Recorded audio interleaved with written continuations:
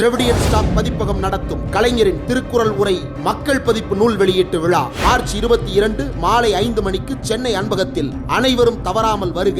அனுமதி இலவசம். Honorable Chief Ministers, Honorable Deputy Chief Minister, Honorable Ministers, respected members of the Parliament, respected political party leaders and the representatives. Good morning to everyone present here. Our Honorable Tamil Nadu Chief Minister has convened this meeting at a very crucial time when our rights and voices are under real threat. I'm happy that we have come together to counter the threat of delimitation being pushed by the Union government. As per the guidance of our Honorable Chief Minister, I would like to share the impacts of the proposed delimitation exercise, particularly on the states that have effectively implemented the family planning policies recommended by the Union government. I would like to highlight the 5 important areas in this presentation. The trend in the population growth. Number 2, the history of delimitation exercises. Number 3, the possible delimitation scenarios. Number 4, the impact on states like us. And number 5, the why we need to join hands right now. For decades, states present here have made significant efforts to control and manage the population growth. We introduced policies, raised awareness, and achieved what the nation aimed for, a stable population growth. While some other states continued to experience rapid population growth, we acted responsibly. As a result, we reached the population replacement rate much earlier than many other states. But instead of being rewarded for this achievement, we are now at the risk of losing our political representation. The green line in this graph clearly shows how effectively the states present here have controlled the population growth rate. On contrary, you can see the violet line, the population growth in other states have continued to rise post 1971. According to the Article 82 of the Indian Constitution, parliamentary seats should be adjusted after every census. Accordingly, the number of seats were increased from 489 to 494 as per the census of 1951. This was then increased to 522 seats after the 1961 census. The last delimitation was done in 1973 based on the 1971 census, fixing the number of seats at 543, which is right now. To encourage the states that successfully implemented the population control program, the Constitution was amended earlier to freeze the delimitation exercise. The 42nd Amendment, enacted in the 1976, allowed the delimitation exercise to remain frozen for the next 25 years, that is till 2000. When this period was expired, the 84th Amendment was enacted in 2002, extending the freeze for another 25 years, that is till 2026. As we all know, the freeze implemented in 2002 is set to expire. So what will happen in 2026? The 2021 census, which was postponed due to COVID-19, has still not been done. Particularly, it is a strategy to implement the delimitation after the 2026. If they use the post-2026 census data, the allocation of Lok Sabha seats will change drastically. And here lies the danger. States with high population growth will gain more seats, while states like us, we will lose significant political representation. So far, the Union government is reluctant to make any official statement on the continuation of the freeze imposed in 2002. In fact, there are contradicting statements from the Honorable Prime Minister and the Home Minister on delimitation, creating a lot of confusions. In September 2023, Honorable Union Home Minister Amit Shah said in the Parliament that the delimitation process would be implemented and seats would be increased. However, Honorable Prime Minister Narendra Modi, addressing an election rally in Telangana in 2023, said that if the delimitation exercise was implemented, southern states would lose around 100 seats. Meanwhile, Union Home Minister, who recently visited Coimbatore, claimed that Tamil Nadu will not be affected by this delimitation exercise. Therefore, the questions we have in front of us are, will the freeze be extended or not? Will the number of seats remain the same or will it increase? If increased, what will be the number?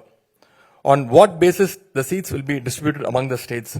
Whether it will be done as per the 1971 census or the proposed projected 2026 census. If the freeze is not extended, two scenarios are likely to occur. Number one, the union government would do the delimitation exercise by keeping the current 543 seats but redistributing them based on the 2026 census. The scenario 2. Alternatively, the seats may be increased to 848 and then distributed after the 2026 census. In both the cases, we will lose our representation significantly.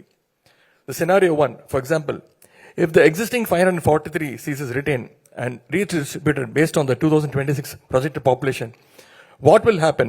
I would like to explain this with some data here. Today, the states present here contributes 30% of MPs in the parliament, with a total of 163 seats out of 543 in the Lok Sabha. If the delimitation is implemented, our seats will drop to 133 from 163, reducing our representation from 30% to 24%. For example, Kerala will lose 8 seats, which is right now around 20, they will conclude in 12. 20 minus 12 is 8, which is nearly 40% of their existing seats. In contrast, the number of seats for certain states will increase significantly. In case a scenario 2 happens, if the number of seats is increased to 848, what will we get? We might get some additional seats, but our overall representation will still decline to 24.7% from 30% again. For example, consider the case of Tamil Nadu.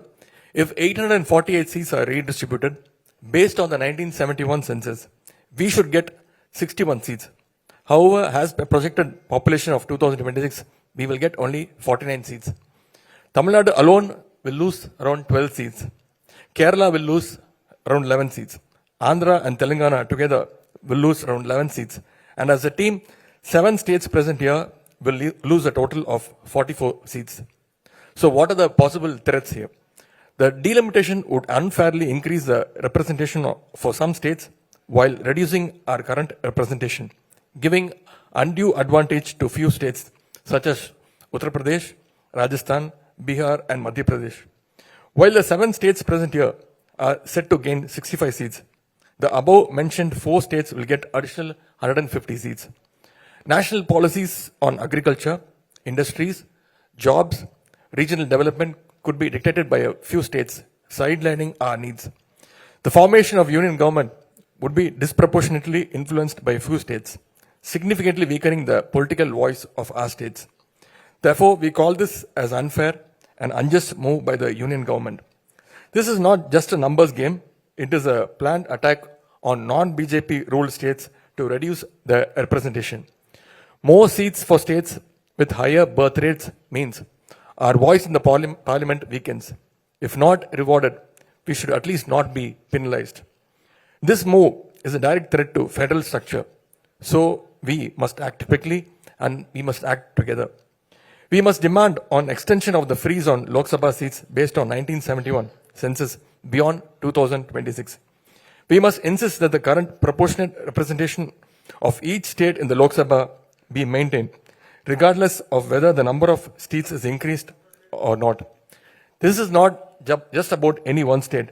It is about the future of democracy in India. So let us all stand together. Let us raise our voices. Let us fight for a fair delimitation process that protects our representation and ensures justice for future generation. I thank you all again for participating in this significant meeting, and we are looking forward toward your valuable views and suggestions. Nandri, Vanakkam.